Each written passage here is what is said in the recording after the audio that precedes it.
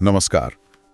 कभी कभी ये सवाल मन में आता है ना कि ये जो हम सब कर रहे हैं, रोज की भाग दौड़, इसका असली मतलब क्या है? जिंदगी का मकसद क्या है? बिल्कुल, और ये सवाल अक्सर तब और गहरा हो जाता है जब हम किसी मुश्किल दौर से गुजर रहे होते हैं। हाँ। इसी गहरे सवाल को समझने के लिए आज हम बात करेंगे विक्टर फ्रैंकल की। वो एक मनोचिकित्सक थे, विचारक भी, पर शायद सबसे बढ़कर एक ऐसा इंसान जिन्होंने नरक जैसे हालात देखे। Nazi concentration camps. हाँ, और वहां से गुजरकर भी उन्होंने जीने का एक अर्थ खोज निकाला। उनकी किताब मैन्स सर्च फॉर मीनिंग, मतलब जीवन के अर्थ की तलाश, ये तो कमाल की किताब है। मैंने पढ़ी है, और ये सिर्फ पढ़ने वाली नहीं, महसूस करने वाली किताब है। सही कहा, ये सिर्फ उनकी कहानी नहीं है, ये इंसान के हौसले और मतलब अस्तित्व की गहराइयों का एक तरह से विश्लेषण है। सोचिए, फ्रैंकल ने सब कुछ खो दिया था। सब कुछ मतलब परिवार, करियर, पहचान, सब। हाँ, सब कुछ, आजादी भी, लेकिन वो टूटे नहीं।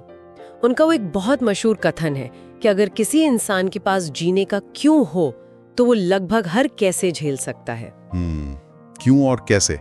तो आज हम यही कोशिश करेंगे समझने की, फ्रैंकल की ये जो यात्रा थी, उनके विचार कि कैसे भयानक दुख में भी कोई मतलब ढूंढ सकता है। बिल्कुल। क्या दर्द सिर्फ झेलने की चीज है, या वो हमें कुछ सिखा सकता है? कैसे वो एक शिक्षक बन सकता है? चलिए वे शुरू करते हैं उनके उस अनुभव से, ऑश्विट्ज से, जब उनसे सब कुछ छीन लिया गया, कपड़े, बाल, यहाँ तक के नाम की जगह सिर्फ एक नंबर। तब उन्हें क्या महसूस हुआ, क्या समझ आया? उन्हें एक बहुत बुनियादी बात समझ आई कि बाहरी हालात वो चाहे कितने भी बुरे क्यों ना हो, कितने भी कंट्रोल से बाहर क्यों ना हो, एक चीज है जो हमेशा हमेशा हमारे हाथ में रहती है। और वो क्या थे? अपना रवैया चुनने की आजादी। मतलब आप उन हालातों का सामना कैसे करेंगे, आप उनके बारे में क्या सोचेंगे, ये चुनने की आजादी, ये कोई उनसे छीन नहीं सकता था। यही उनकी, कह सकते हैं, आखिरी मानवीय स्वतंत्रता थी। ये सोचना भी मुश्किल है, उस स्थिति में ऐसी सोच रखना। मतलब बाहरी तौर पर तो वो पूरी तरह विवश थे। हाँ बिल्कुल। अंदर से ये चुनाव की शक्ति, ये कैसे मुमकिन हुआ होगा? आसान तो नहीं रहा होगा। नहीं, बिल्कुल आसान नहीं था। लेकिन फ्रैंकल ने ये देखा कि कैंप में जिन लोगों के पास जीने की कोई वजह थी, कोई मकसद था, जैसे किसी अपने से दोबारा मिलने की उम्मीद, या शायद कोई अधूरा काम पूरा करने की इच्छा, उनके बचने की, जिंदा रहने की संभावना ज्यादा थी। अच्छा। फ्रैंकल ने खुद को भी ऐसे ही संभाला। वो मन ही मन सोचते थे, कल्पना करते थे कि जंग के बाद वो लेक्चर दे रहे हैं। लेक्चर किस बारे में? इन्हीं यातना शिविरों के मनोविज्ञान पर, कि कैसे उन्होंने ये सब झेला और इससे क्या सीखा। वो अपने अनुभवों से दूसरों की मदद करने का सपना देखते थे। ये जो क्यों था ना उनके पास, हाँ। ये जो भविष्य का मकसद था, इसी ने उन्हें वो अकल्पनीय कैसे सहने की ताकत दी। और शायद यहीं से उनके उस विचार का जन्म हुआ कि पीड़ा का भी एक अर्थ हो सकता है, कि दुख तब तक ही दुख है जब तक उसका कोई मतलब न मिल जाए। हाँ, उनका वो कथन है, suffering stops being suffering the moment it finds meaning. पीड़ा अपने आप में तो शायद बेकार है, निरर्थक है, लेकिन जब हम उसे किसी बड़े उद्देश्य से जोड़ देते हैं या उसे सहने में कोई हिम्मत दिखाते हैं, तो उसका एहसास बदल जाता है। ये पीड़ा से भागना नहीं है। नहीं, ये भागना नहीं है, ये उसे स्वीकार करके उसके जरिए कुछ सीखना है, शायद बेहतर बनना है। और इसी सोच पर उन्होंने फिर अपनी थेरेपी बनाई, लोगोथेरेपी। हाँ, लोगोथेरेपी, जिसका मूल सिद्धांत यही है कि इंसान की जो सबसे गहरी इच्छा है वो खुशी पाना नहीं। खुशी नहीं तो फिर क्या? अर्थ पाना, जीवन में एक मतलब खोजना। लोगोथेरेपी मानती है कि जीवन का जो मुख्य आंतरिक है, जो ड्राइव है, वो अर्थ की तलाश है।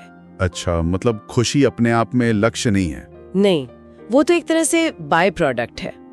जब हम किसी सार्थक काम में लगे होते हैं या किसी से गहरा जुड़ाव महसूस करते हैं, तो खुशी अपने आप मिल जाती है।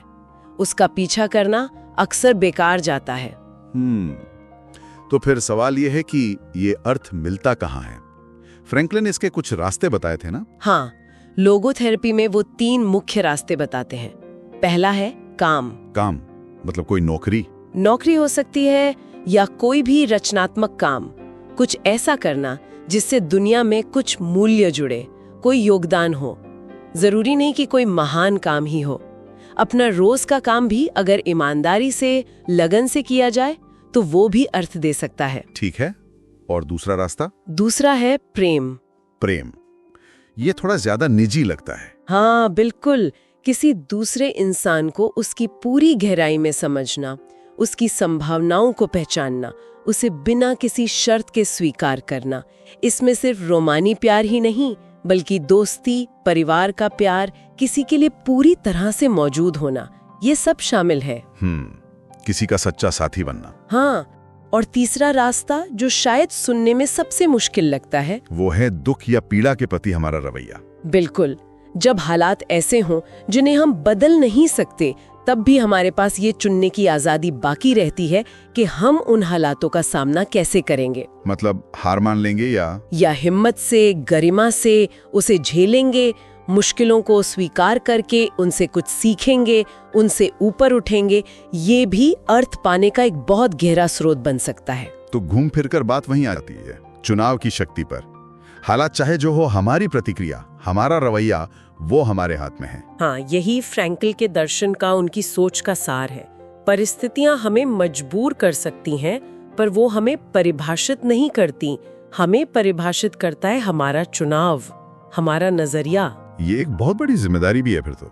बहुत बड़ी, क्योंकि हर पल, हर स्थिति में हम चुन रहे होते हैं कि हम अपने जीवन को क्या अर्थ दे रहे हैं। तो अंत में फ्रैंकल ये नहीं कह रहे कि जीवन का कोई एक छिपा हुआ अर्थ है जिसे हमें खोजना है। नहीं, बल्कि वो कहते थे कि हमें जीवन से ये सवाल नहीं पूछना चाहिए कि तेरा क्या मतलब है। अच्छा, तो फिर? बल्कि जीवन हमसे हर पल सवाल पूछ रहा है। हर स्थिति एक सवाल है। तुम इसका सामना कैसे करोगे? तुम इसे क्या अर्थ दोगे? तुम कैसे जवाब दोगे? मतलब अर्थ कहीं बाहर रखा हुआ खजाना नहीं है जिसे ढूंढना है। नहीं, अर्थ तो हमारे कामों में, हमारे रिश्तों में और मुश्किलों का सामना करने के हमारे तरीके में रचा जाता है, बनाया जाता है। हाँ बिल्कुल। और ये सोचना चाहिए कि जब सब कुछ खत्म हो जाए, जब लगे कि कुछ नहीं बचा, तब भी वो एक चीज बाकी रहती है। क्या? अपना क्यों ढूंढने की कोशिश, अपना रवैया चुनने की वो आखिरी आजादी। असली दुख दर्द नहीं है, असली दुख है जीवन का अर्थहीन लगना। पर अर्थ बनाने की, रचने की ये ताकत हमेशा हमारे अंदर है। तो शायद यही सोचकर इस बातचीत को खत्म करना चाहिए कि हम अपने जीवन को क्या अर्थ देना चुनते हैं, हर रोज, हर पल में। ये खोज है जो शायद कभी खत्म नहीं होती। बिल्कुल, ये तलाश जारी रहनी चाहिए। अगर आप अब तक हमारे साथ जुड़े हुए हैं तो जाहिर है ये बातें आपके लिए मायने रखती हैं। तो इस वीडियो को लाइक जरूर करिए, और अगर आप चाहते हैं कि हर हफ्ते ऐसी ही लाइफ चेंजिंग बातें, गहरी चर्चाएं आप तक पहुंचती रहें, तो सब्सक्राइब करना मत भूलिएगा।